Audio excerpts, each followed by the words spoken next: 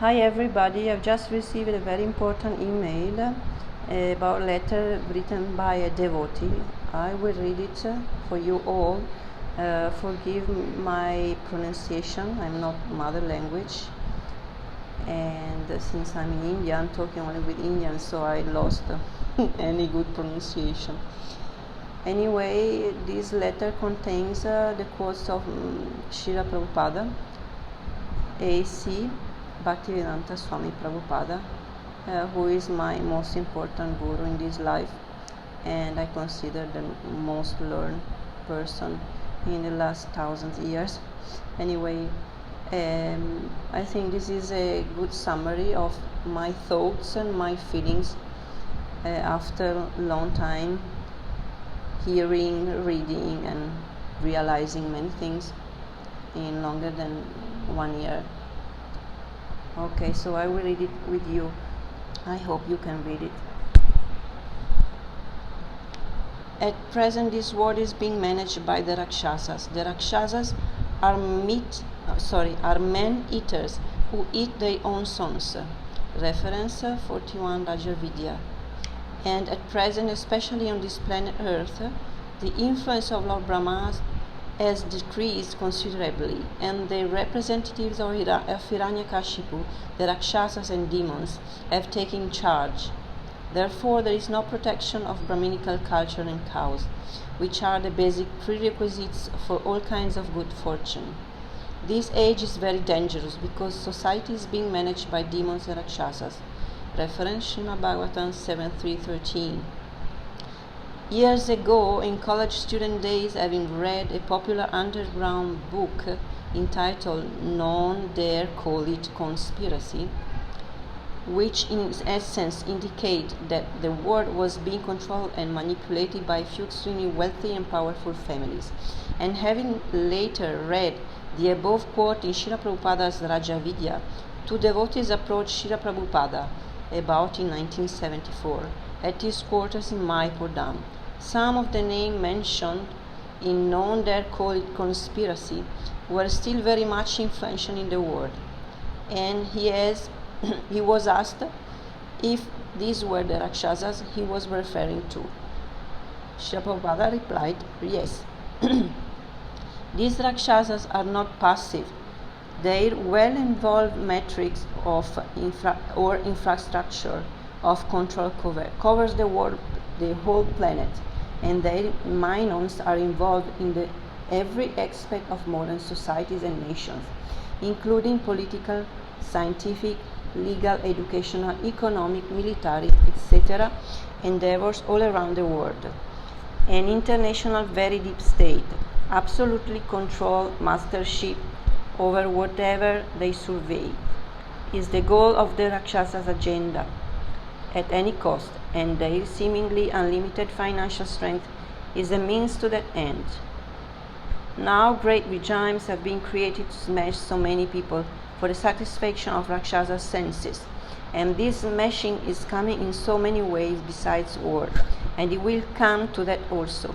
If what's described below continues, the current global chaos is being revealed or unfolded as an epic story of karma and the laws of material nature. Since the time of Lord Buddha 2,600 years ago, who appeared primarily to stop ahimsa, cow killing in an India much greater in size than today, those slaughterhouses have now covered the globe.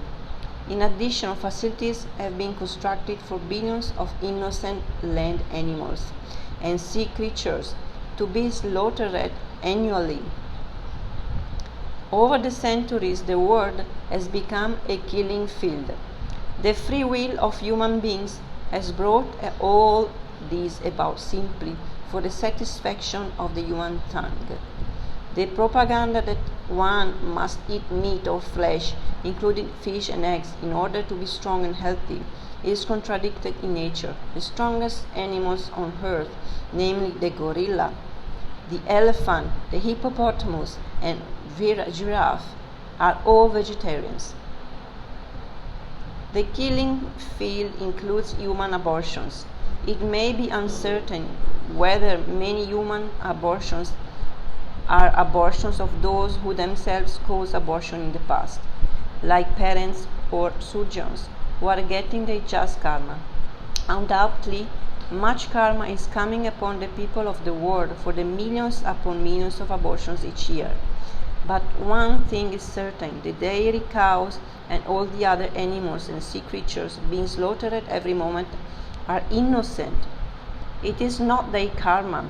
Dairy cows are meant to take birth in their next life as human beings in the mode of goodness. In Vedic culture, the cow and bull are considered one's mother and father. And as Lord Chaitanya criticized the Kazi, what is the religion that allows killing of father and mother? In a real sense, is not killing and eating such a father and mother cannibalism? So much free will killing of children and innocent creatures has not been sanctioned. What to speak of the many offenses to Mother Nature in the name of progress and industrialization? It's over. The karmic payback is here. The modes of material nature rule, and as ye sow, so shall ye reap. Devotees are in karma and vikarma world, but not of it. During a lecture in a way, 123.74, Srimad Bhagavatam 11.16.26-30, Srila Prabhupada explained, trying to avoid offenses, that is namabhas. Namabhas means not actually pure name, but almost pure. In namabhas stage, not pure, marginal, between pure and offensive, there is mukti. You become mukta, liberated from material bondage. This means beyond the control of the karmas, which controls the general population and pseudo-devotees. He goes on to explain that such a sincere chanter, although sometimes a little mechanical by force, still he is not a show bottle. This means such a devotee is beyond the pale of the present karma interactions, actors and demands. She must use intelligence regarding one's own health.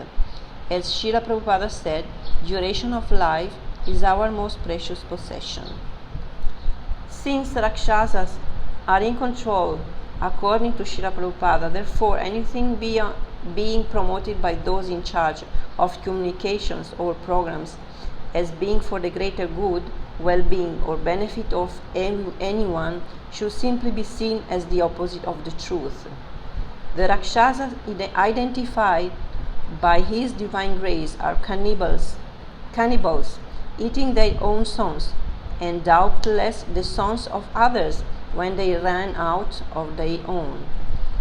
Policies implemented by these predators and their followers must be considered conspiracies. Research concerning the truthfulness or falsity of circumstances surrounding COVID-19 is correct if it leads to exposure of the sinister agenda of the Rakshasas. In other words, if the sinister agenda of the Rakshasas' operating principle is behind everything, according to Srila Prabhupada, then the worldwide implementation of inoculation is sinister, since nothing that extensive could be beyond Rakshasas' control. Common sense. Therefore, devotees are beyond any proposed universal obligation to accept inoculation. Never mind the claims of politicians and professionals who insist otherwise, because they are leaders blind to messages of Srila Prabhupada intended for everyone's benefit. The Rakshasas and their minions believe they are in control, but actually they themselves are under the control of the modes of material nature.